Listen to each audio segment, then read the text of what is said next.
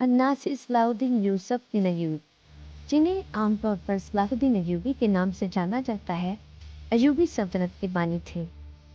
वो न सिर्फ तारीख़ी इस्लाम बल्कि तारीख़ी आलम के मशहूर तरीन फातिहीन व पुरानों में से एक है। वो 1138 ईस्वी में मौजूदा इराक के शहर तकरीत में पैदा हुए। उनके ज़ेर क़यादत अय्यूबी सल्तनत ने मिस्र, शाम, यमन, इराक और हिजाज पर हुकूमत की। उनकी बहादुरी, फैयाज़ी, हुस्न ख़ुल्क़, सखावत और बुर्दबारी के बायस मुसलमान ही नहीं, मसीही भी उन्हें इज़्ज़त की निगाह से देखते हैं। उनमें जहाद का जज्बा कूट कूट कर भरा हुआ था। बैतुल मुक़द्दस की फ़तह उनकी सबसे बड़ी ख्वाहिश थी। उन्हें फ़ातिह बैतुल मुक़द्दस कहा जाता है। 1187 में यूरोप की मुत्तहदा फ़ौज को इबरतनाक शिकस्त देकर बैतुल मुक़द्दस उनसे आज़ाद करवा लिया था।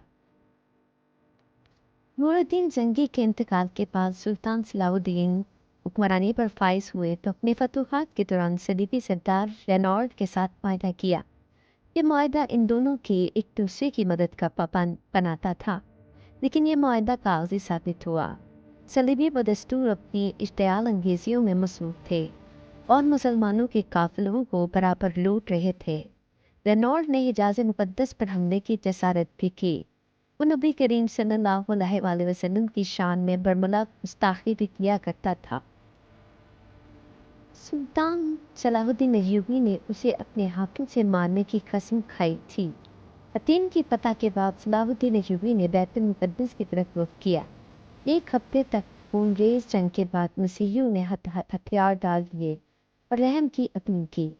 बैतुल मुक़द्दस पूरे 88 साल बाद दोबारा मुसलमानों के कब्जे में आया और तमाम फ़लस्तीन से मसीही हुकूमत का खात्मा हुआ। उन्होंने मस्जिद अक्सा में दाखिल होकर नूरुद्दीन जंगी का तैयार करदा मेंबर अपने हाथ से मस्जिद में रखा और इस तरह नूरुद्दीन जंगी की ख्वाहिश उनके हाथ पूरी हुई। बैतुल मुक़द्दस पर फतह के बाद यरूशलेम की वो मसीही हुकूमत भी ख़त्म हुई जो फ़लस्तीन में 1099 ईस्वी से कायम थी।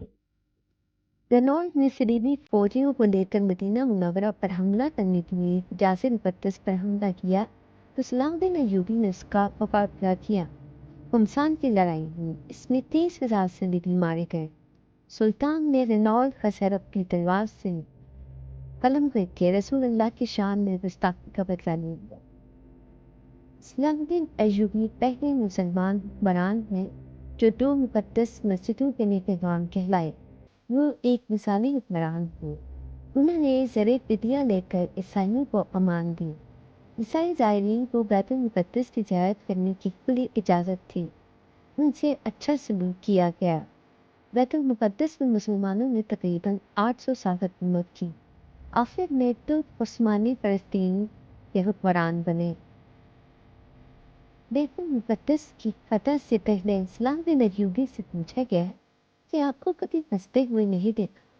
सुल्तान सलाहुद्दीन अय्यूबी ने तारीखी जवाब दिया, फरमाया, डरता हूँ कि रोज़े क़यामत अल्लाह ताला पूछेगा, बैतुल मुक़द्दस खैरों के कब्जे में था और तुम मुस्कुरा रहे थे। जब बैतुल मुक़द्दस पर कब्जे की खबर यूरोप पहुंची तो सारे यूरोप में कोहराम मच गया। हर तरफ लड़ाई की तैयारियां होने लगीं। जर्मनी, इटली, फ्रांस और इंग्लिस्तान से फौजें फ़लस्तीन रवाना होने लगीं। इंग्लिस्तान का बादशाह रिचर्ड जो अपनी बहादुरी की वजह से मशहूर था और फ्रांस का बादशाह फिलिप अपनी अपनी फ़ौजें लेकर फ़लस्तीन पहुँचे। इनकी फ़ौज की तादाद 6 लाख थी। दूसरी तरफ सलाहुद्दीन अय्यूबी तन्हाइन के मुकाबले के इंतज़ामात कर रहा था। किसी इस्लामी मुल्क ने दस्ते ताउन न बढ़ाया। रिचर्ड ने मैसूरीन के कत्लो गारत करी की। सुल्तान ने हिम्मत न छोड़ी और जवां मर्दी से मुकाबला किया। उसे खलीफा बगदाद की तरफ से भी कोई मदद न मिल सकी।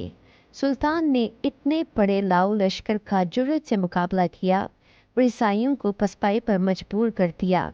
जर्मनी का बादशाह भागते हुए दरिया में डूब कर मर गया। सुल्तान ने साबित कर दिया कि वो दुनिया का सबसे ताकतवर तरीन हुक्मरान है।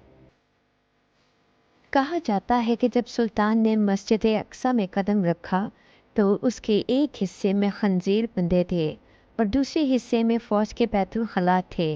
मुसलमानों ने फौरन उसकी पाको सफाई का एहतमाम किया। मस्जिद में कीमती कालीन बिछा दिए गए और खूबसूरत कीमती कंदीलों से उसे मुनव्वर किया गया।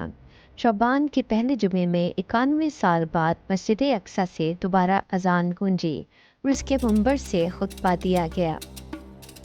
सन 1193 ईस्वी में सलाहुद्दीन अयूबी इंतकाल कर गए।